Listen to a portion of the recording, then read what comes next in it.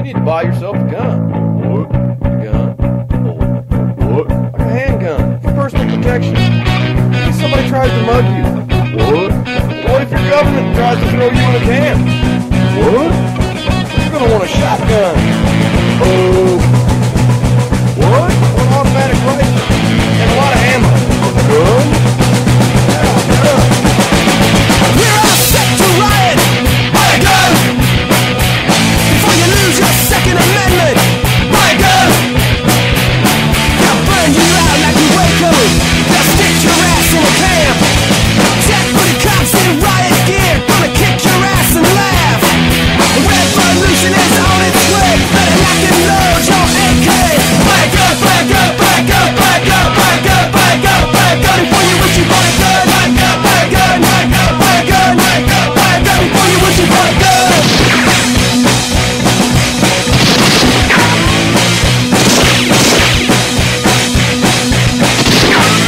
We're all set to riot.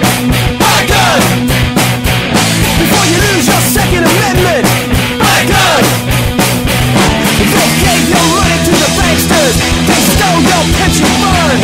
It's time that we took to the streets. It's time we had our turn. A revolution is on its way, and the founding fathers would say, buy a gun, buy a gun, buy a gun, buy a gun, buy a gun, buy a gun, buy a gun before you wish you bought a gun. Buy a gun, buy a gun, buy a gun, buy a gun, buy a gun, buy a gun before you wish you bought a gun.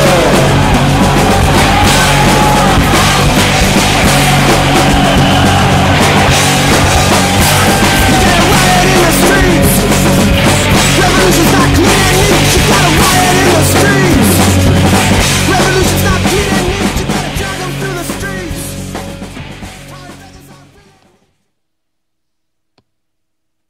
It is Tuesday.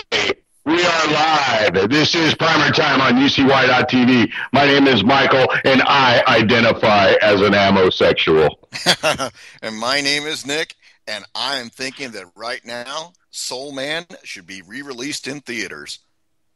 So, they probably will re-release it starring, what's that one fat kid, fat Jewish curly-haired kid? I can't think of it. Seth Rogen, the guy that tried to piss off North Korea. Oh, yeah. Yeah, well, anybody that's out there that's connected to either social media or to a news media outlet has to have by now seen Mrs. Rachel Dolezal of Coeur d'Alene, Idaho, and most recently Spokane, Washington. Spokane in the membrane! Yep. Insane in the brain! Apparently she's the only woman in the world that doesn't know that she's white.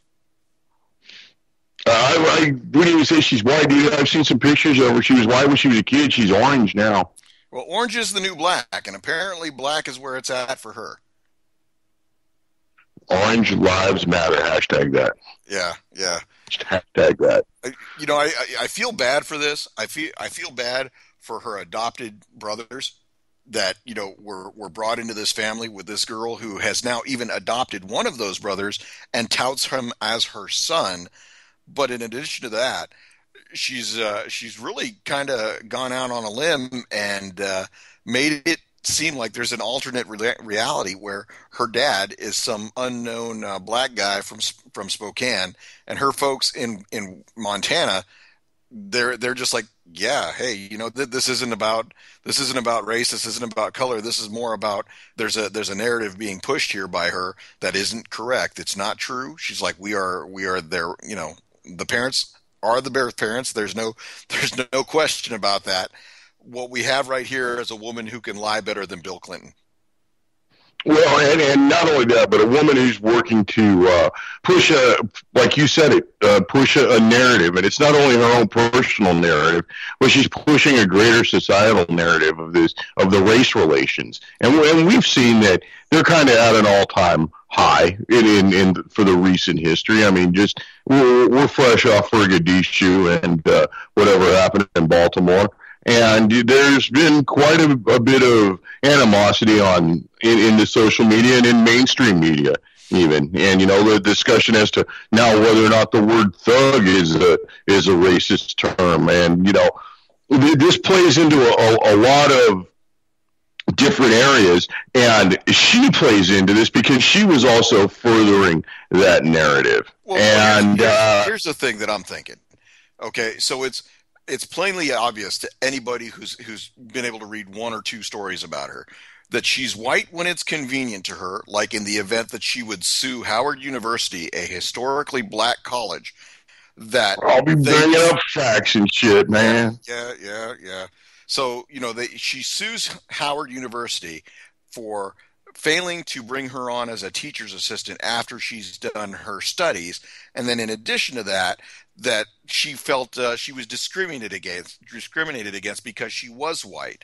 Then subsequently to that, she began to self-identify, which is a new term because I didn't know that you could self-identify as another race. This must be where the hashtag. Bruce Jenner can have corrective surgery to, self-identify as gender.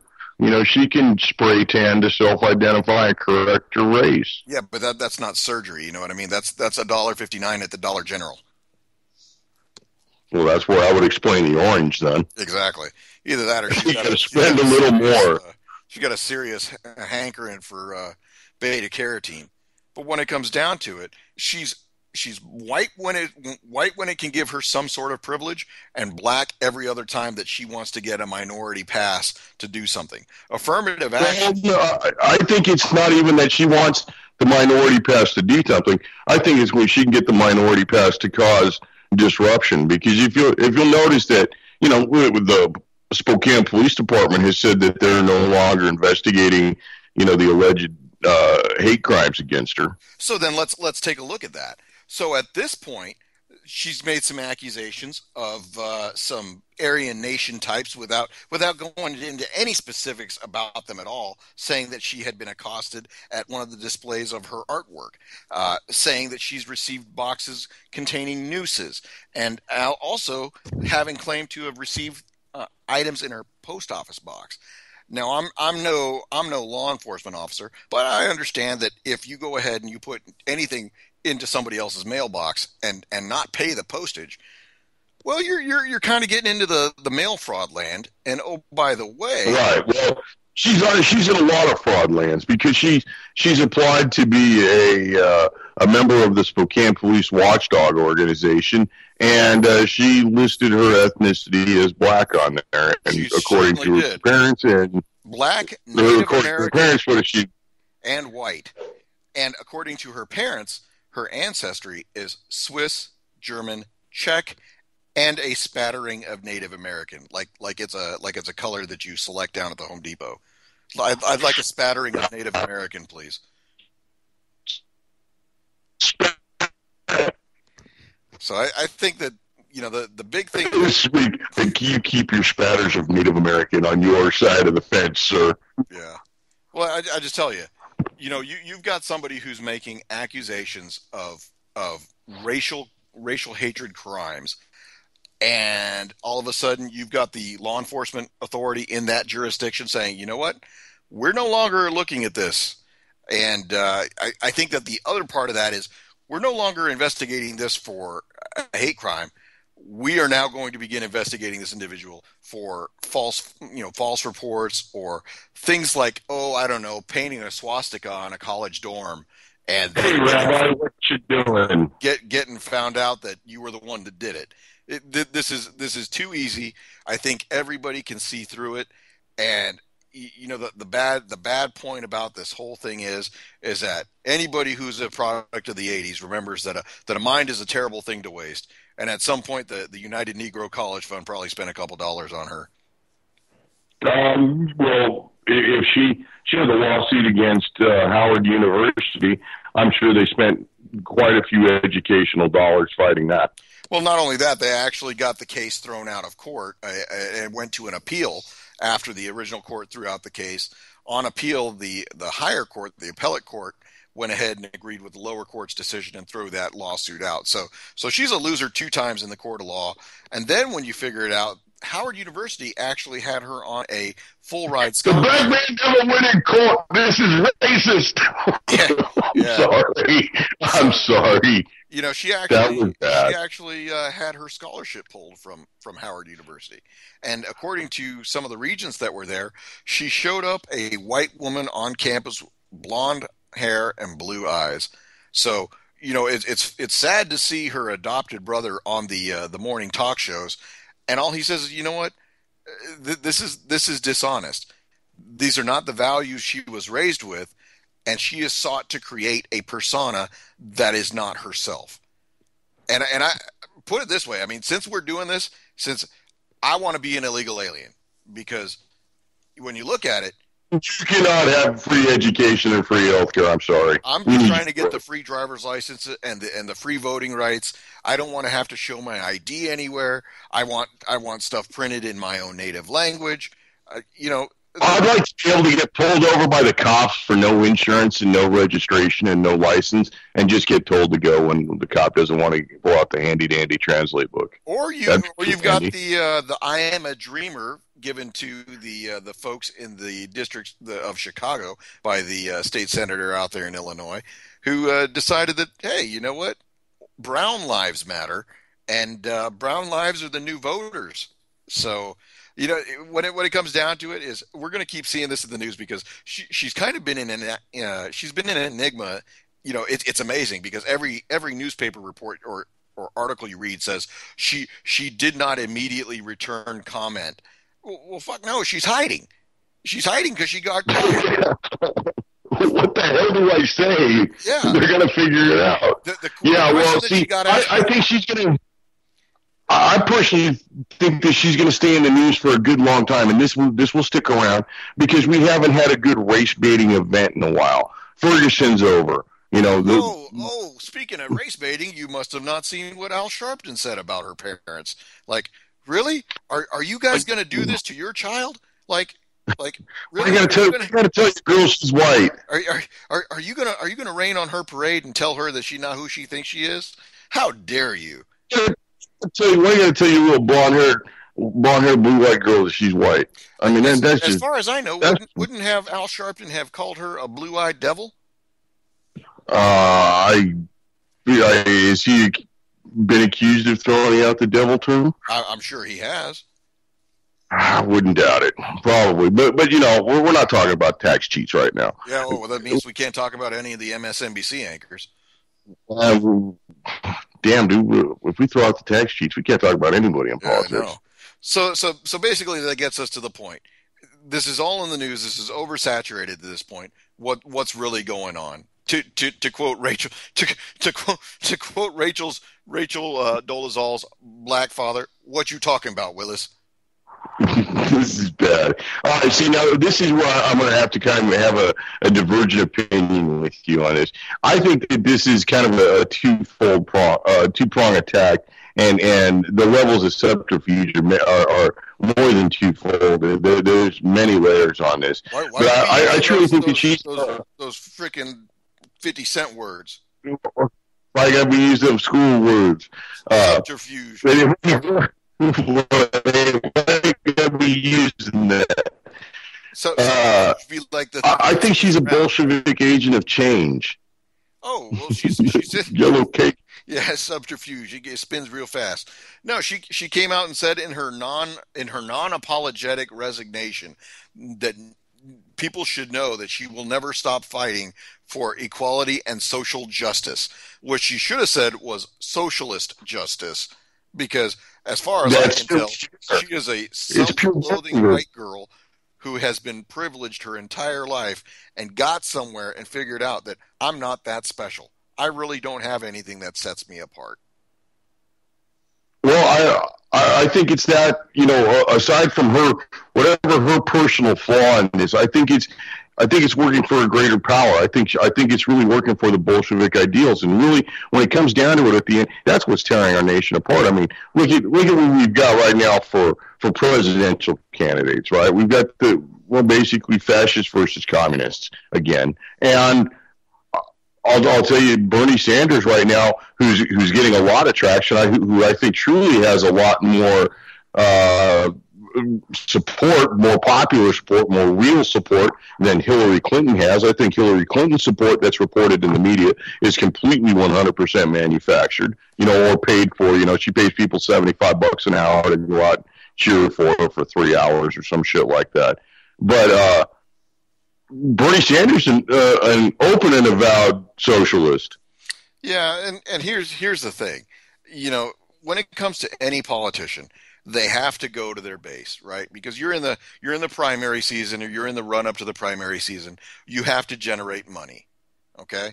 So where do you get your money from? You got to get it from your base constituency. You got to get it from the people that get others riled up. And what happens when you get a person like Hillary Clinton?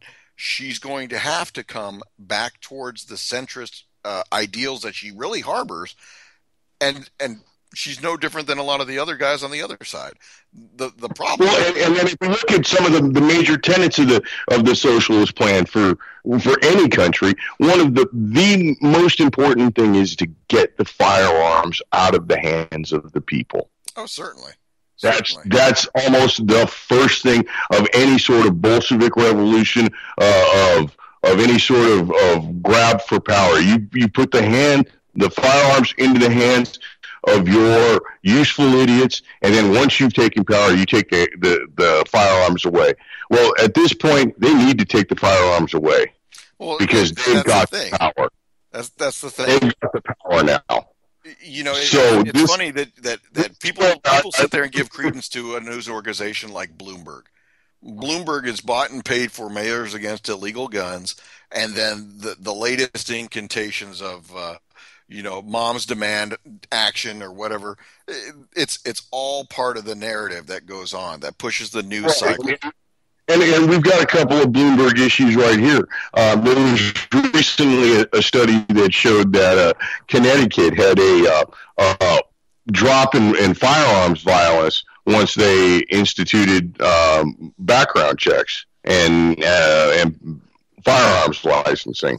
Well, once again, this is in a true traditional Bloomberg fashion. This is all cherry picked. Oh, of course. And what it shows is firearm violence had gone down.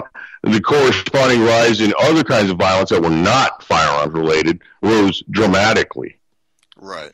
And here's the thing: do you go ahead and you push the narrative that everything that you're standing for is going to be rebuked through fact? Or do you go ahead and selectively gather the information that you want and use your own media outlet to push it as the new reality?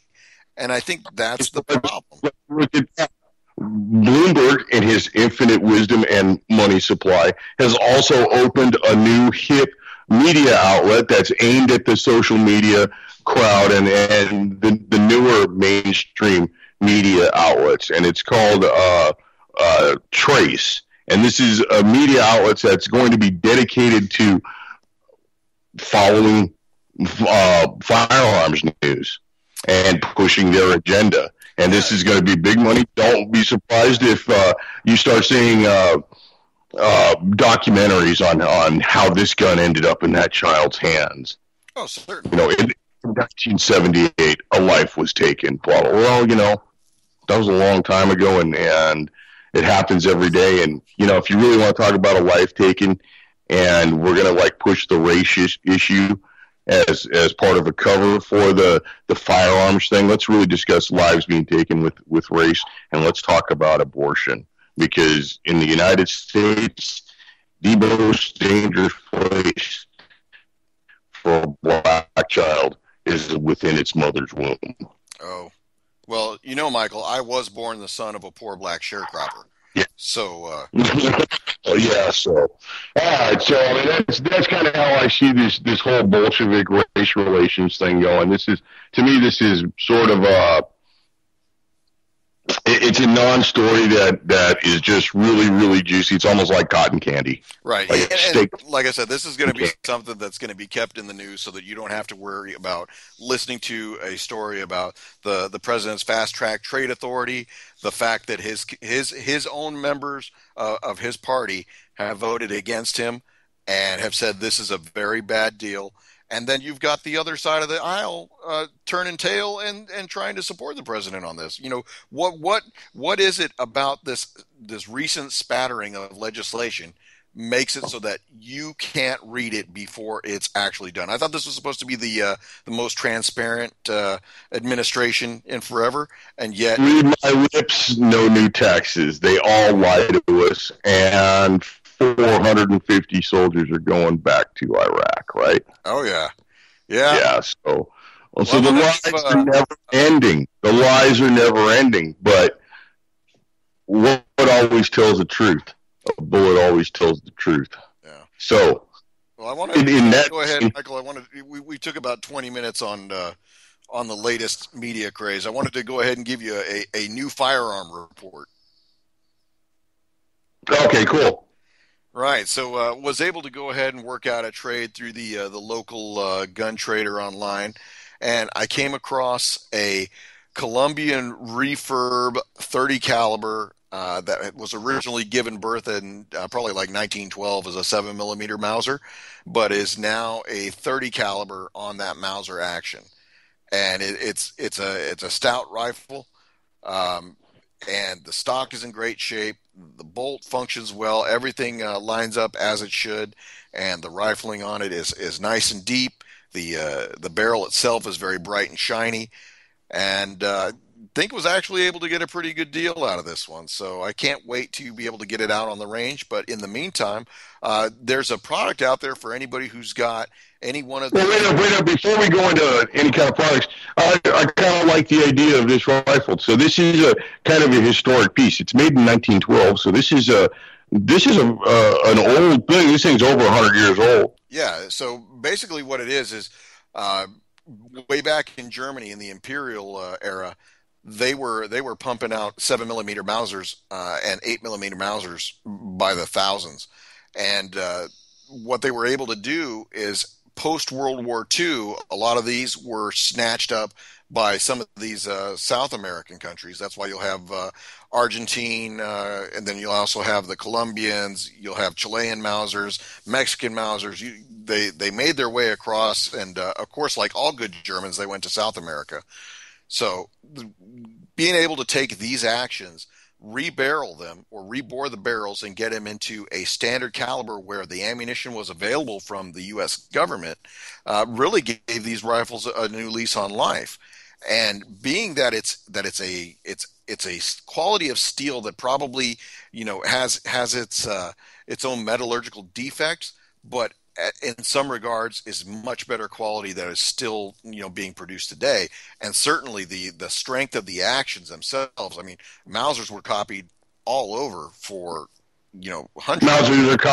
Mausers are copied to this day. The best rifles are Mauser copy. The most accurate rifles, I should say, are Mauser action copies right now. Yeah, so was able to trade it for the Henry and the Henry survival rifle, and was able to get the Daisy that wasn't picking up any hits anywhere. So, Well, I think you did really well on trading those two off, because I'll tell you, that 7 millimeter Mauser that's a fairly stout load. And this barrel, I actually like to discuss this rifle a little bit more. I mean, I kind of find it interesting that you picked up an item that's over 100 years old and can handle currently manufactured ammunition that is really stout, because you say 30 caliber, and what you're really saying is 30-06, 7.62 by 54. No. I'm sorry, 7.62 by 63. There you go. 7.62 by 63 is what it is. So this is an old beefy action that's well made, well designed. It's made out of good metal, and then the barrel, which is a completely different caliber, fires a different projectile than it was made to. It's not a replacement barrel; it's the original barrel that's been reamed out. Is that correct? That is correct. So originally, it started its life as a 7 by 57, and basically any of these Mausers, whether they were actual Mauser, whether they were Fabrique Nationale, or whether they were Steyr, they're all part and parcel the same. The manufacturing standards of the day were very precise, and a manufacturer like FN or Steyr or Mauser, the quality was the same all the way around.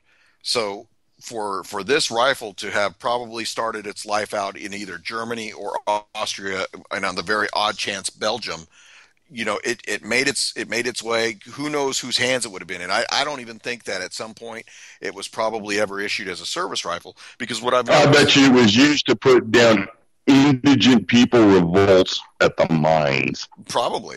But like I said, some of these that are the armory refurbished, and you can be able to tell because on a lot of the ones coming from Colombia will have the markings R Famage on the side with a serial date from either 1950 through 1952. That's apparently when they did the reboring and the rechambering, and Which would make sense because at that point there was probably a plethora of surplus World War II 30-06 ammo that was moving around. exactly. And not only that, the U.S. government had the surplus ball ammo that it had just made by the billions. So that way you could go ahead and get ammunition from a government at bare bones cost, and then not only that, you have a service rifle that has a very beefy barrel. This is the barrel on it is very stout. I And mean, if it falls into enemy hands, it doesn't give them necessarily a high volume of firepower. certainly not. So what we have is a rifle, An empire building tool. yeah, exactly. And anybody that has a 30-06 has the American version of what Germans have their 8 millimeter Mauser. This is the parent cartridge that has spawned everything else in between. The cartridge for a battle rifle is what it is. It's the currently accepted battle rifle cartridge. Right. And the good thing is the 30-06 in the United States is not going to go away anytime soon. There may not be a whole lot of innovation in terms of new loads that's coming out. I think the latest one that I've seen is the Winchester Whitetail ammunition. But when it comes down to it, this rifle actually even has the cutout in the back of the receiver to accept stripper clips, and in the front of the receiver, since it was originally chambered for 7x57, there's actually a half moon notch cut out of the front so that it can accept the stripper clips and load them straight down. That's actually really, really nice. So you could use that on pig and probably get 3 or 4 good shots out. Oh yeah, certainly. I'll tell you what. I have never shot anything other than a badger with a 30-06 and had to shoot it more than once. And I'll tell you what, anybody who's ever shot a badger, you know that those things are some pretty powerful animals. I would almost imagine that I don't really know exactly how big a badger is. Not necessarily very big, but very, very, very strong. Well, did the bullet just pass through? Because that's a pretty walloping hit. Went through the front shoulder, out the back shoulder, and then the animal just kept going. I was incredulous. I was thinking that I would have nicked a vital organ. I would have been incredulous. I'd have been reloading. Yeah, it did get reloaded very quickly, and it did get another round in it before it stopped moving. So, yeah, I don't tend to miss very often, and I certainly don't tend to miss once I've reloaded and put it on the same target. So yeah, well, that's what's needed right now because the enemy is multiple and ammo is expensive. Yeah. So when it comes down to it, this rifle actually has a very nice stock. It is a sporterized stock, so it's not the Mauser profile. The recoil lug is visible underneath the action, but there's no takedown pin for the bolt itself to where you can free the firing pin from the bolt. There's no traditional sling mount in the side of the stock. It does have regular sling swivel studs, so you can just go ahead and get a decent sling for it. The only thing that I was going to tell you right before we go on to the next is there's a product out there for folks that do have either Mosins or the Mausers in any one of their multiple forms, and it's made by a company called Brass Stacker. And what it is, it's a no gunsmithing mount that allows you to put on a scope on a standard Picatinny or 1913 mil standard rail.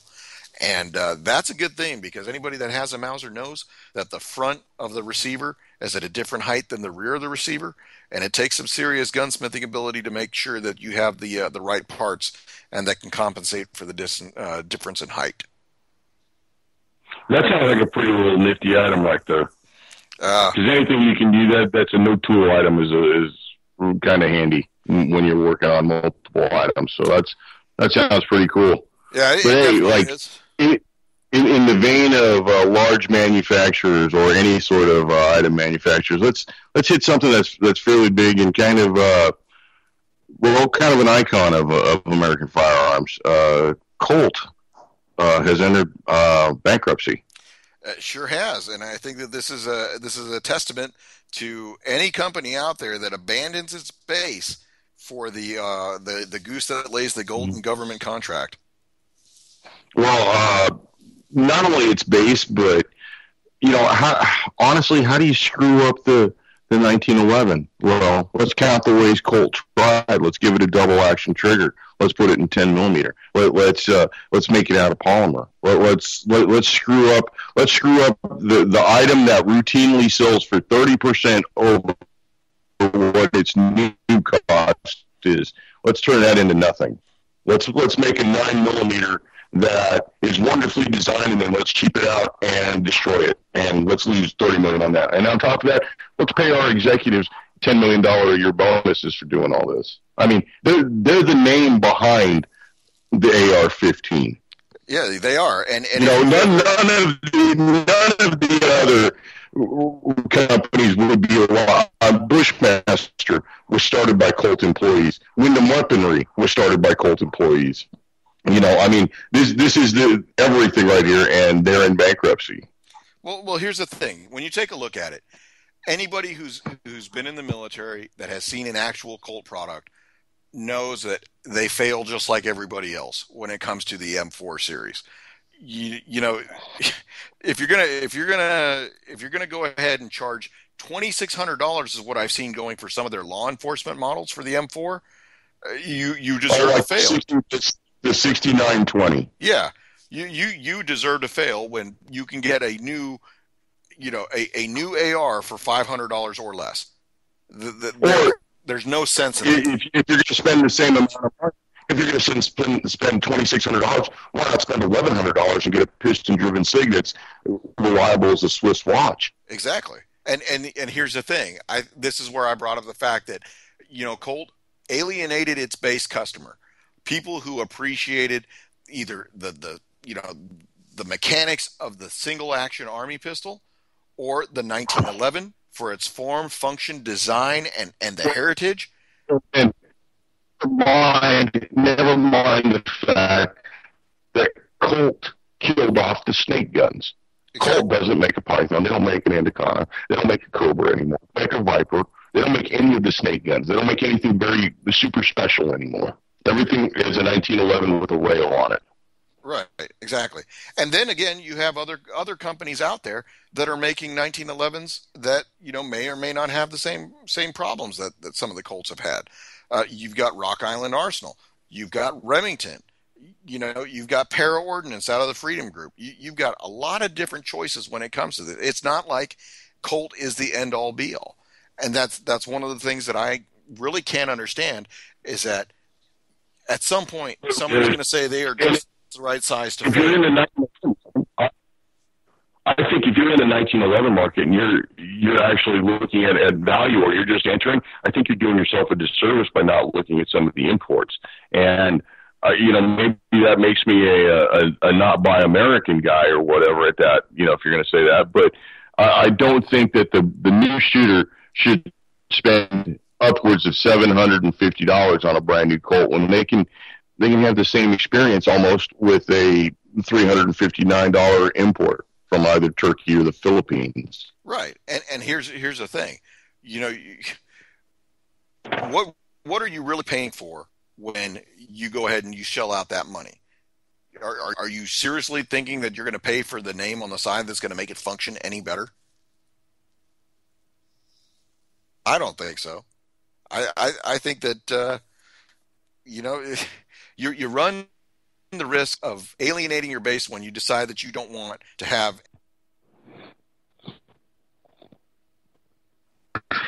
Hey, You're back. So, it sounds like Skype is doing its wonderful in and out job today. So, I think it's because somebody in the chat room mentioned Bowtech Tactical and knew I was about to throw a fit over that. that would be oddball in chat. Right. Yeah. So, well, wonderful Skype news. If you're going to go ahead and spend the money on anything Colt, it's going to get to the point where people are looking for pre-64 Winchesters, the Marlins that are stamped JM, and you're going to have a pre-2015 Colt. Well, and then that brings up an interesting idea. What is to become of Colt? Because they're not actually going to close up shop. There are $250 million in the hole, which is completely feasible for them to be that. But they will continue to be firearms after some restructuring to the company. But what do you see as a future for them? Because I personally see them as coming out of this being a boutique company, making the high-end AR-15 and the high-end 1911, and maybe possibly retooling like for some sort of snake revolver, and that's it. No trying to fill contracts or anything. They're just going to get the very high-end, $1,000 plus market. Well, here's my take on it, and I'm not an industry insider. I'm not. I'm not somebody that has an advanced knowledge of what that company is going to go do. But here's what I see: they've got some creditors that are going to float him a loan that's going to keep him in business for the next 2 months. At that point, those assets are going to get sold off. That debt is going to be incurred, and they're going to have to make some hard choices. Now, I see Colt getting out of the M4 business altogether. Their production may become, the name Colt may get stamped on some other manufacturer's product, whether it be the M4 line gets sold off to a company like Numerex. Yeah, out of Germany, or FN out of Belgium, or DPMS out of the Freedom Group. They'll have a Colt line for the AR's platform, but you won't see anywhere the production that the West Hartford, Connecticut plant has done. They just have the very expensive pony stamp on it. Exactly, and it'll be a special run. It'll be a limited edition. Moving over to the 1911 side, I see them coming out with a bare bones basic model 1911, and I think that you see a higher end, but nothing like their highest or their Gold Cup national match. You won't see that for a very long time.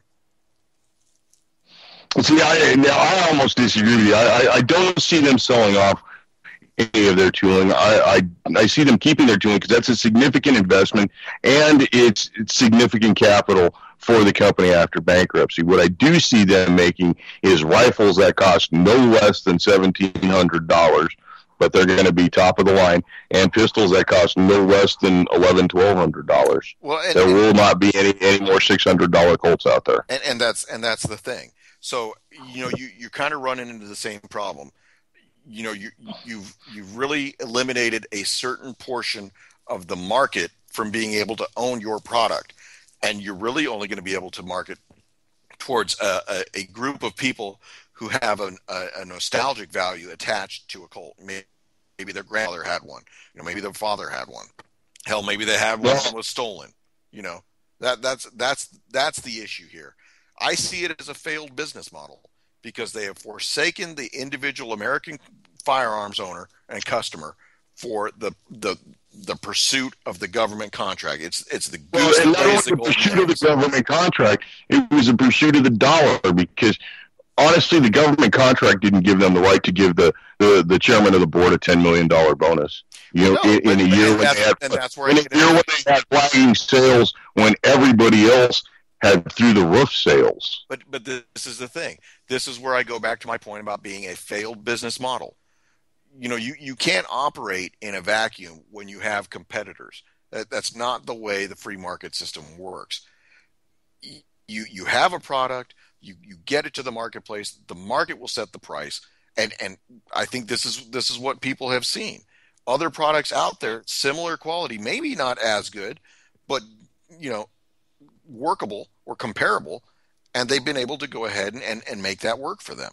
You can stand on your product if you are a company like FN. You can stand on your product if you're a company like Mauser.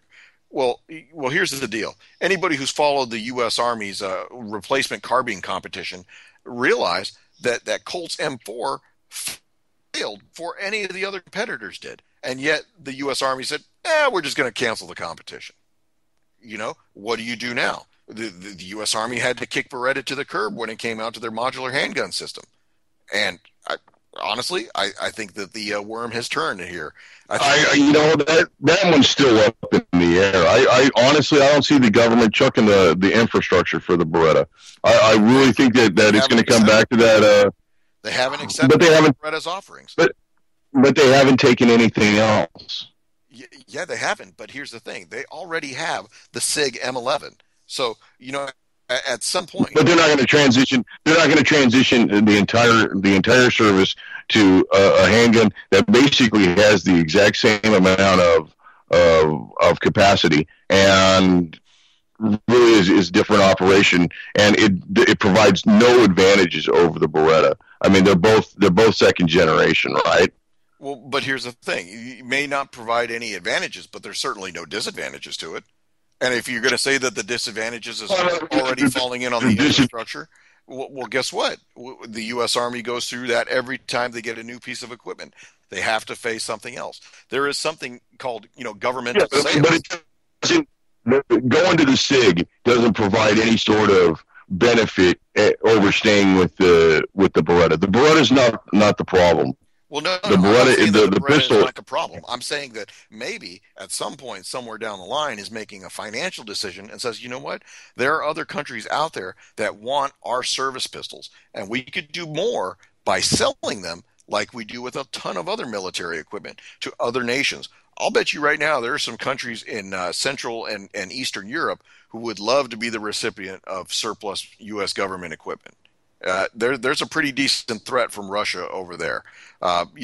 Countries that are trying to establish, their type of democracy with the assistance of the full faith and trust of the American military love to receive equipment from, special forces detachments all throughout the world whenever they're authorized to make those sales. And usually every time they go somewhere, they do that. You know what? Don't be giving guns to anybody else in the world, because honestly, every time you've given guns to somebody else, it comes back to bite us in the ass. Yeah. Well, and here's the thing. I think when it comes to the companies like Beretta and Colt, you take a look at how long that they actually had that contract.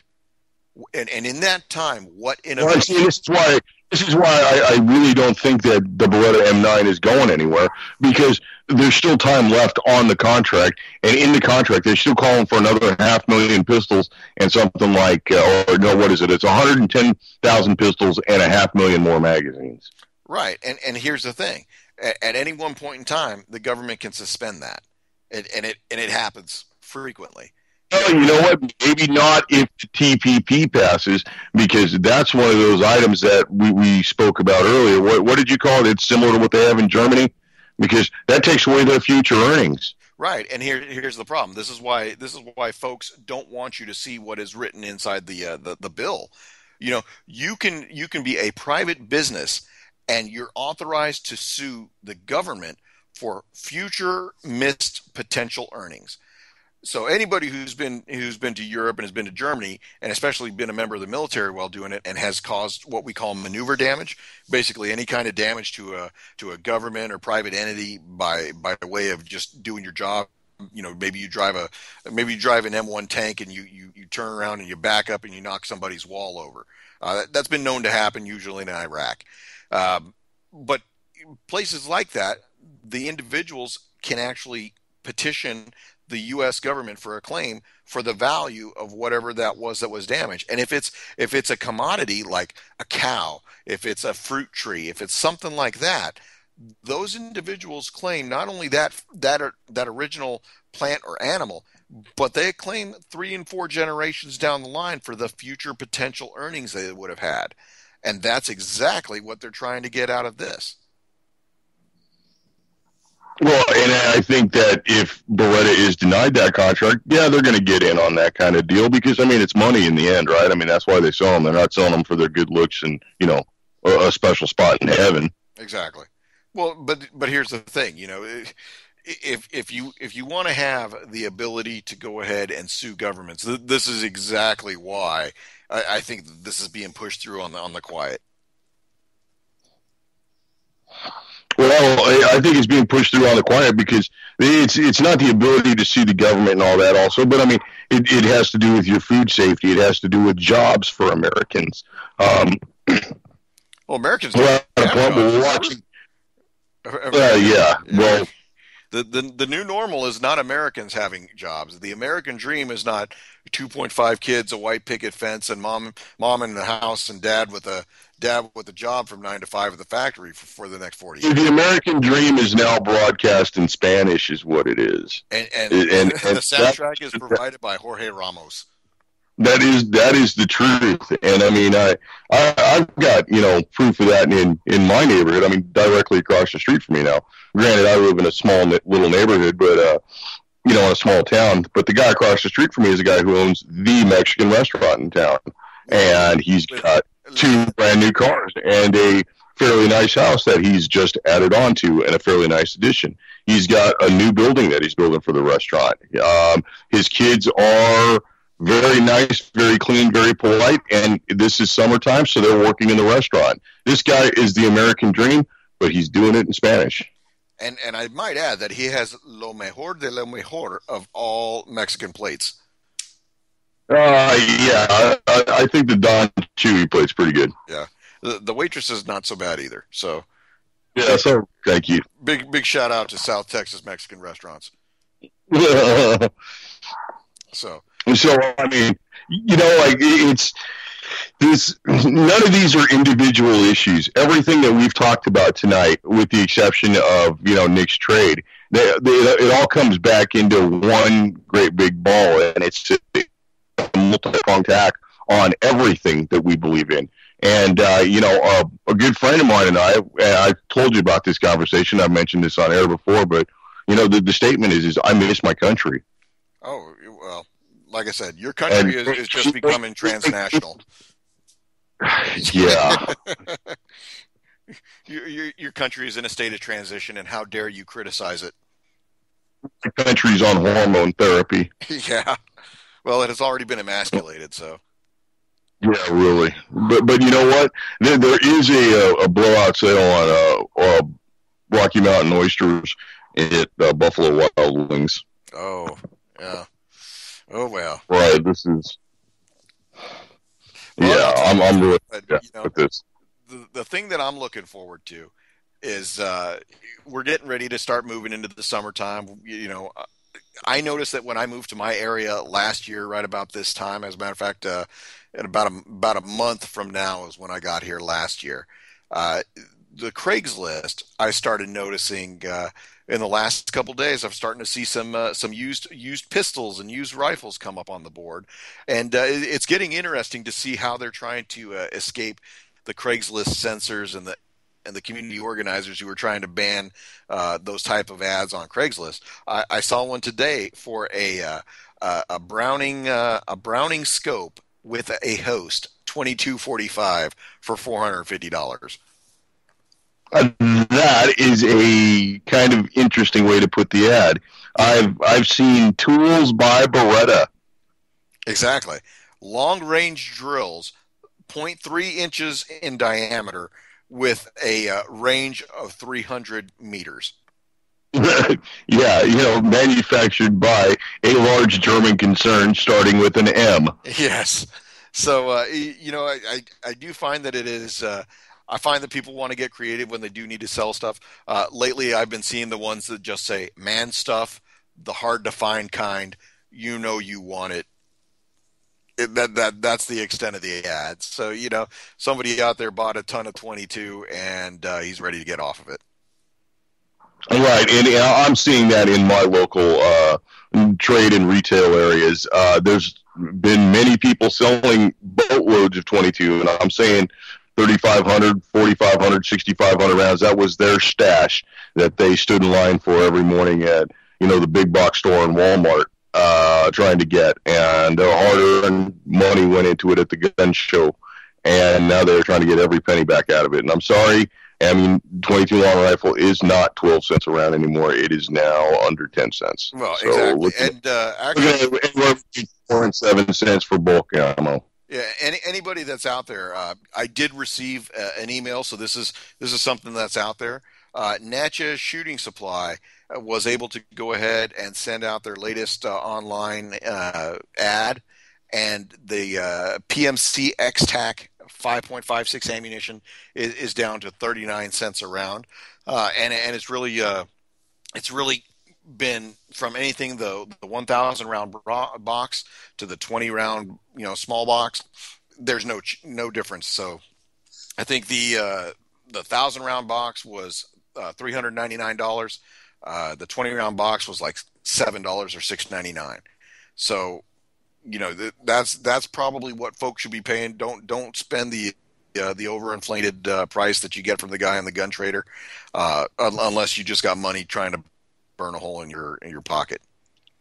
And let me bring up something that seems to be a much sought after item in the 22 long rifle market, which is the Remington bucket of bullets. Just because it says golden bullet on the side of the bucket doesn't really mean gold. Exactly.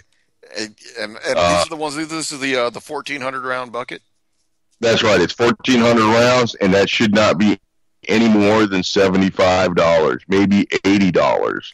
Well, definitely less than $100. I haven't been able to see those. So the only time I do see it is when somebody's got it on the gun broker. So. And they usually want a significant amount of money for that. Is that correct? Oh, yeah, certainly. I mean, I don't think I've seen a bucket of golden bullet go for less than $85 online. Right. One more news item I want to hit before we go over some mandatory stuff tonight. Texas last week, and we should have covered this last week, but we had other things going on. Open carry is now legal in Texas, and it's been signed and it goes into effect January 1st in 2016. So, but a lot of people are that's very, very happy with this. It's kind of a misnomer, though, isn't it, Michael? Because it's not constitutional carry where you can just openly carry like you would here in Virginia. Well, it is open carry, but it's licensed and permitted open carry. And I'm not. I am a firm advocate of gun rights, and I firmly believe that everybody should be armed. And this is not something that I'm finding any kind of happiness or joy out of. To me, this is in-your-face taxation, because the requirement for a permit to exercise your rights is nothing more than a fancy tax. And I'm really kind of disappointed with the media in my area and their coverage of this issue. And I think it's all about to fall apart. Well, anyways, I think that it's. What do you say? When Well, the thing is there's enough discord and dissent from what the popular narrative being pushed by the media is versus what the common man is saying. And when the common man does get an opportunity to voice his opinion on mainstream radio, and you and I have spoken about this earlier. You wanted to make a call to Sean Hannity one time. I remember. I sure did. It was regarding the Ferguson riots and why every single person coming out of there was looting the liquor store and not the bank. Not the thing that had oppressed them more than anybody. It was the thing that was easiest for them to walk away with. Well, I was just really impressed that Under Armour was able to sponsor the Ferguson riots. Oh, they will protect this house. Don't worry. Well, yeah. But I mean, that kind of media is totally controlled. You wouldn't have been able to get your viewpoint on his show unless it absolutely 100% correlated with him. And there's really not a place, unless you are lockstep with the media, the mainstream media, your voice won't get on there. If there is dissenting voices, it's pulled. And that's why I'm personally grateful for UCY.TV. I mean, this is my place to say what I feel. I'm given the chance for an hour a week to voice my opinion. I'm not corralled by anything. I can say what I feel. Tonight we went into an issue that may be a little sensitive and maybe not to anybody's liking, but we had the right to do it, and we did it, and we're given this platform by Jules here at UCY.TV, and I can't thank her enough for it. I'll tell you what, we got great listeners out there. We got great folks that come by and chat. We saw Oddball 269 out there. Why you bringing those negative waves, Moriarty? So, I mean, if you've got the opportunity to get your voice heard, think about what your message is, present your message well, and present your message with all your heart, and buy a gun. So let's hit the 4 rules of gun safety. Let's Nick? do it. So, all right, first rule of every firearm. There you go. First rule of every firearm is that you will assume that every firearm is loaded until you physically and visually inspect the action, break it open, take a look, make sure that there's nothing in the chamber. Go ahead, number 2. Rule number 2, keep that muzzle pointed in a safe direction at all times. Do not cover anything you do not wish to destroy with that weapon. There you go. Rule number 3 is know what is your target and what is beyond your target. Make sure that your backstop is appropriate. Take things like ricochets into account. Number 4. And Nick, this is the most important rule in my book. Keep your booger hook off the bang switch until you are ready to discharge the weapon. Keep your finger out of the trigger guard, off the trigger until you are ready to send that round down range. There we go. So we've done our public service announcement, and remember, it is okay to be ammosexual. I tell you what, you may even be able to be changing in and out between the ammunition you want. I identify with the Browning high power, Nicholas. Why has it got to be about color? Why has it got to be about color? As a child, I just knew that a 9mm with a 13-round magazine and single action was just who I was. I mean, I may have been born a short, fat, double-stack, double-action man, but in the end, I'm really a Browning high power. It's sleek, trim, single action Browning high power. And we're going to have to with nice ivory grips on it. Yeah, we're going to have to continue this conversation and get it into the national consciousness of what it really means to be a gun owner. Because I'll tell you what. I may be an M4, but I may be in a French show's body. You know what I mean? Well, you know what? That would be the first time that the French show has been mentioned on PrimerTime, and maybe next week we can discuss exactly what that is. Oh, certainly. For any of our World War I buffs would know that the Americans didn't also just go into World War I with the 1903 Springfields or the 1917 Eddystones. There was some French stuff that was piles of crap. Yes, some piles of crap left on the beaches there. Yeah. Well, Michael, I wanted to give a big heads up to our listeners in Eastern Texas, bracing for a big rainstorm. And Michael, before we get off, we got a very special guest. We got Hunter here. Can you say hello? Oh, what's up? Bring the boy on. Say hello. Say hi. There we go. We got some action on PrimerTime. That's right. You're never too young to buy a gun. That's right.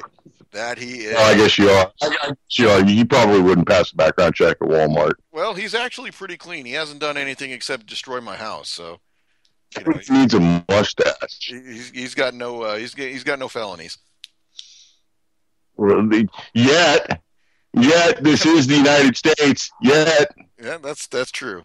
But his kidneys are intact, and they would go for about $500 a piece. Thank God we got one industry working in this nation. There we go. Geoengineering watch.